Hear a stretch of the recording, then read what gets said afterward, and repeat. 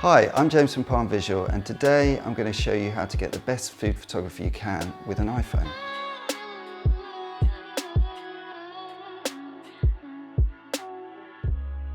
When we're not shooting shows and exhibition, most of my time is spent shooting food and drinks for various brands, restaurants and hotels.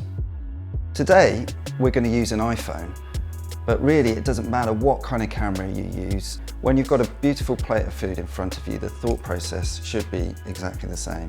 We obviously use professional cameras, but if you follow these basic steps, you should get some great results.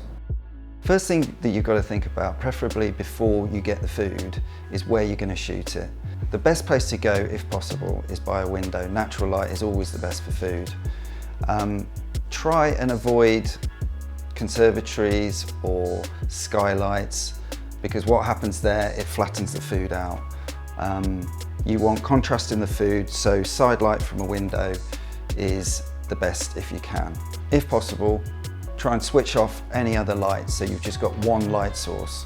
So once you've found a good window to shoot by, you need to think about your surface or background. Today, we've got a tile from Topps Tiles, which is £15. And the good thing about that is you can put it anywhere. I'm sure you've got some great tables and surfaces. Something with a bit of texture is good. And also, if you're going to use something with lines or planks, try and get them straight, either horizontal or vertical. Next thing you've got to think about is what angle you're going to shoot the food at. There are three basic angles in food photography that work really well. Over the top, 3/4 or 45 degrees, and eye level.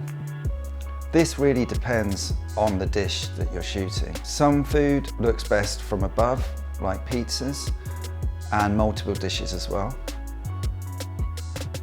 Anything with a bit of height works well at eye level, or 45 degrees, so salads, pastas, burgers. Something good to have around if you're shooting at 45 degrees or at eye level is a chopping board or another piece of stone to create a horizon. This will cut out any unwanted distractions from the background so you can concentrate just on the dish.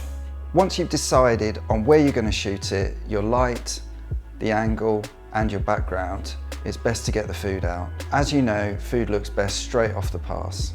Be wary of things that can wilt or melt. Garnishes, salad leaves, Parmesan cheese, all of these things need to be shot quite quickly to look their best. To create some extra depth and shadows in the food, we've held up a piece of dark card on the opposite side to the window. This will add some contrast to the dish and stop it from looking flat. When you're shooting a flat lay, your focus is pretty much set, but at 45 degrees or eye level, you've got to think about what ingredient or what part of the dish looks the best and focus on that. I would suggest not to use any filters. If you follow these steps, you shouldn't have to do too much in edit. In this shot, we've just added a bit of contrast, a bit of exposure and some saturation to give it a bit of pop. I hope these few tips have been useful and easy to follow to get some new shots of your post-lockdown menu. The most important thing with all food photography is, does it look delicious and do you want to eat it?